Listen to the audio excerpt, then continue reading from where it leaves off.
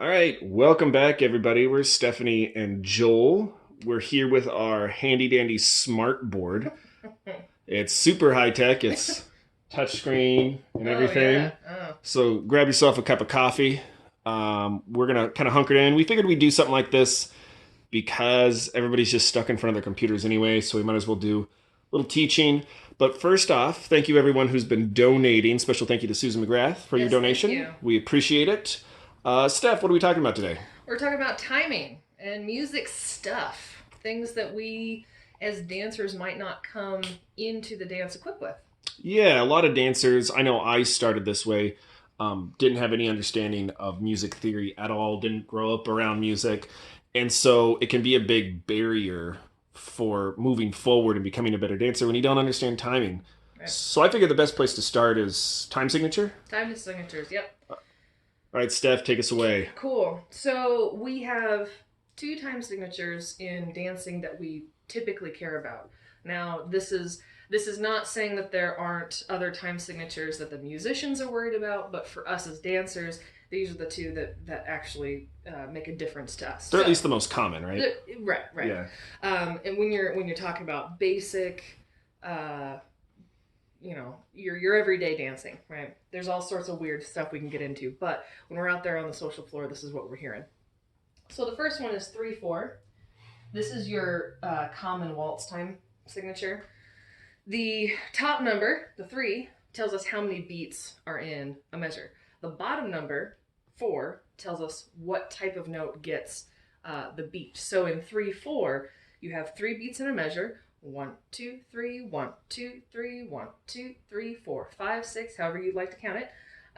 And the bottom note, the 4, tells us that quarter note gives us the beat. Now, to us as dancers, that bottom note is not as important because we're not looking at sheet music. We don't need to know our values as much as the musicians do. But the top note is where we're kind of going to live. So what is a measure? Okay, so in sheet music, if you're playing an instrument, you have 5 lines. And this is what gives, oh, those are good lines. This is where your notes lie, right? So the lower the note is on the staff, that's what this is. So this is the staff. This is the, yeah, yeah. Awesome. The higher or the lower the notes on the staff, the higher or lower the notes that you play. In a typical sheet music, you'd have your time signature here, right? You'd have your key signature, which is telling you how many sharps or flats. Obviously not important to us as dancers, but very important and to the music. But in measures, what we've got is instead of having a bunch of notes randomly placed throughout the whole sheet, because you're going to have this going all the way down, we have these line breaks that help the musician see where each measure is. Now, real quick to back you up, like this thing here, Mm-hmm. this time signature, that's Yeah. like at the front of it. It's like next to the weird little curly thing, and you got your little time signature, right? Does that make sense? It does. Where it would be, if I can just warrant. Hey, that's beautiful. Well, it was. so if this is a treble, that would be our little treble clef, right? And then you'd have like, say we've got, say that's your key signature there. So And that's usually tiny, right up in the corner next to the clef there. It's like real snug up in there, isn't it? No, it spans the whole. Oh, it's the whole time? Mm-hmm. Okay. Yeah. And then, of course, you have your bass clef that looks like this. Oh, okay. Right? So, alto clef looks like this. but for like non-musicians, what's just cool to note here is that the musicians have the math for how the song's gonna be. So there's a right or wrong way. There's an absolutely right or wrong way. Yeah, you look at the front end; it tells you how to operate. Right. Now, so that top number, you said that there's 3 of what? So this is 3 beats per measure, Mm-hmm. and the quarter note gets 1 beat because it's a 4. If it was an 8, it would be 3/8 time signature. You would have the 8th note getting 1 beat. And so this is just a guide for how everybody's supposed to play together. Yeah, so in our 3/4 signature here, we have 3 beats per measure. I'm going to start over here because there's not a lot of room. And each of those beats are quarter notes. For now. For now, Yes, okay. for now. For our purposes today, each beat will be represented by a quarter note here. And in a minute, we're going to get into subdivisions, and then we'll see how If that was that changes. 32, it would be 32th notes, right? 32 notes. If it was 108, it'd be 108th notes. But right now, the 4 represents a quarter or a fourth note. Right. The theory behind this number is it can be any number of a multiple of 2.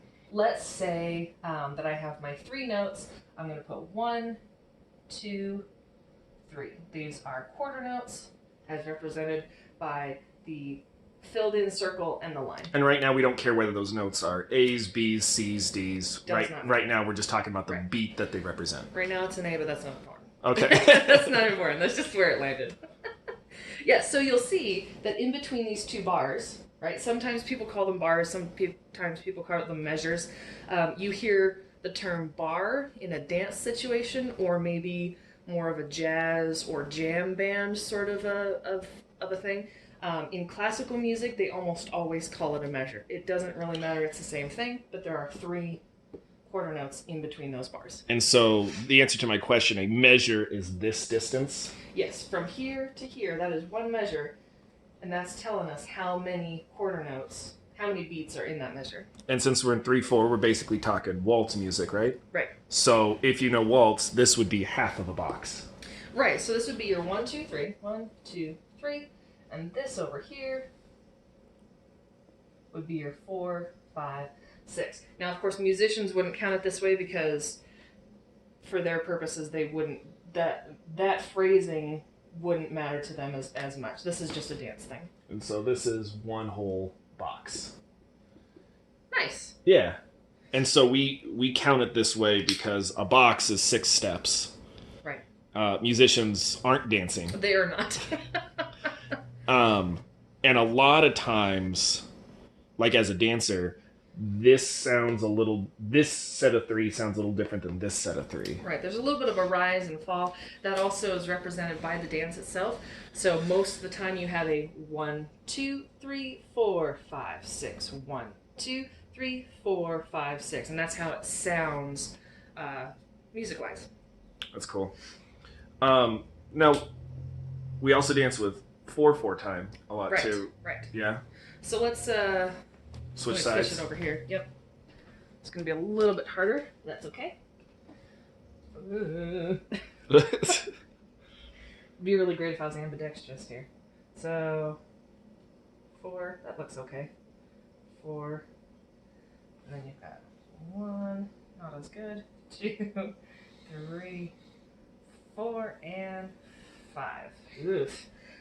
So it's fine. It's fine. So in this scenario, right, we have 4 beats per measure. So we're going to make a little measure line here and a measure line here. So I would have 1, 2, 3, 4 even quarter notes in my 4/4 bar. So 4 beats in a measure. The quarter note takes the beat. 4/4 time. So, say we're talking about foxtrot in this situation, because foxtrot's 4/4. Yeah. Generally, we go slow, quick. So this is still half of our box. Mm-hmm.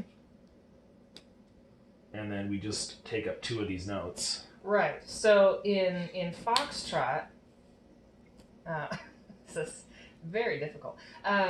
In foxtrot, we're now combining these 2 quarter notes. So 1, 2, then jumping in for the quick on a 3, 4. Slow, quick. Slow, quick. Slow, quick.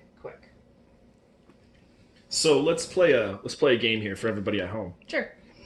You want to switch sides again? Yeah, I'd love to. So let's play a game, and I'm going to give you a time signature, a hypothetical time signature, Okay. and you're going to show us what it would look like. Okay. All right. So if you're at home and you want to, we'll give it a minute so everybody can try. Sure. So let's try. So this is a real time signature. We'll start with this. 2-4. Okay. I'm going to draw out my little lines here.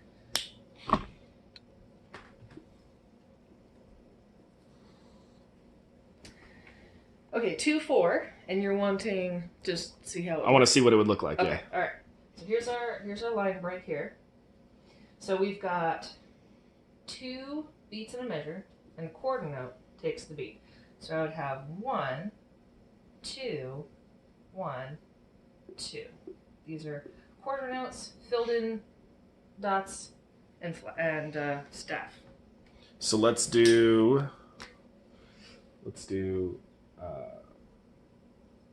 5-4. One of my favorite time signatures. The Mission Impossible theme is in 5-4. Boom, boom, boom, boom, boom, boom, boom, boom, 1, 2, 3, 4, 5. 1, 2, 3, 4, 5. It's cool. All right, so 5-4. Aren't some of the Pirates of the Caribbean stuff in 5-4? Yeah, it switches back and forth between 5 and 3. Like a lot of movie music kind of does that. It does. It builds tension because 5-4 is not even, so it kind of has this sort of feel. Okay, so 1, 2, 3, 4, 5. 1, 2, 3, 4, and 5. Simple, right? Yeah. That number goes in there. That number is what that looks like. Now this is pretty easy because we're dealing with all quarter notes, right? Mm-hmm. So let's make this weird. Okay. And do 6-2. Ooh. All right. Okay. So 6-2. 1. Is that a real time signature? It can be.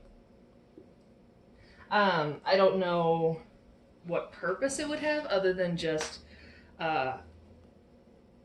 being weird. But there's tons of songs that are just like that. You know, they're just like, hey, let's just be weird. If you've got an example of a song that's in 6-2, you should share it below. Oh yeah, totally. So 6-2, I've got 6 notes in my beat or in my bar, and the half note gets a beat. So half notes are open circles. 4, 5, and 6. So this is a quarter, right? Uh huh. And then Open circle. this is a half. Mm-hmm. It's a half note. Nice. Yep. So yeah. So for our purposes, if I was given a piece of sheet music and it had 6-2 at the top, I would know that each of these half notes are now my beat. 1, 2, 3, 4, 5, 6. Even though they are notated as half notes, this number right here tells us how many, and this number right here says, nope, that's what's going to take our beat. That's going to basically be our effective quarter note.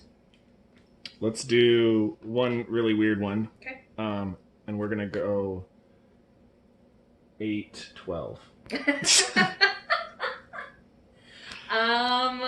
There are no 12th notes that I am aware of.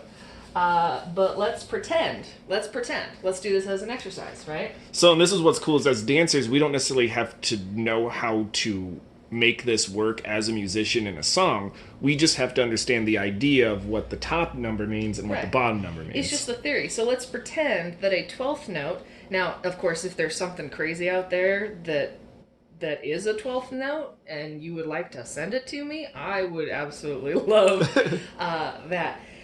So let's pretend we've got our 12th note, and we're going to notate our 12th note by a little X with a squiggly line. That's going to be our 12th note. So hypothetically, oh no, it's this way. Uh-huh. I could have just done an X and made it simple, but I didn't. That's going to be our 12th note. Yeah. So you would have... I thought you would go this way. I thought you'd do something like this. 1, 2, 3, 4, 5, 6, 7, 8, 9, 10, 11, 12. Like I see those all, but that's not how you would do it. Those are 30 seconds. Well, so what you've drawn here is a bunch of you've drawn 12 eighth notes, all connected. Oh, okay. Yeah. So that's already a value. That's a value. Yeah. Something this long. Yeah. I mean, typically you would see them in groups of 4, right? Yeah. But when you're looking at like, oops, I keep bumping the. Keep hitting the camera. I'm sorry. If you see something big like that, typically you've got another line. You're going, oh, it's a 16th note. Oh, no, it's a 32nd note. So those are 30 seconds. Oh, okay. Yeah. I mean, not 12 of them, but yeah. So anyway, in our theory here, But right now in our theory, In our theory, we've got 8, 12. So we're going, okay, cool. So I would have 8. 1, 2, 3, 4, 5, 6, 7, 8. Well, I just overshot that. That's okay. Of our little special 12th notes. yeah. So whether Yeah. this bottom number is 87, they would be 87th notes, and Right, whether this right. number appears too, there's just that many of value in a time signature. Exactly. So the theory behind it is how many notes or how many beats in a measure. What type of note? It doesn't exist. What type of note gets the beat? So if we're getting weird, like we did with the 812, even though that's not a value that would that I'm aware of that you would ever use, we're going to represent it and take the theory to its end point and say we've got 8 notes or 8 beats in our measure, and the 12th note takes the beat. So dancers, I would say just take your favorite songs and look up their sheet music, and you'll see at the very front end, you'll see this little squiggly guy, and then you'll see this fraction here, and then that's going to tell you what time signature it's in. And I think that would be a great exercise for everybody. That would be great. So thank you once again for joining us. That's time signatures. We're going to do a bunch more videos like this, just sort of explaining, and take a lot of it's going to be this absurd theory idea so we can take it to its fullest for its full understanding. Yeah. But we'll put this all on a playlist. Thank you so much for joining us.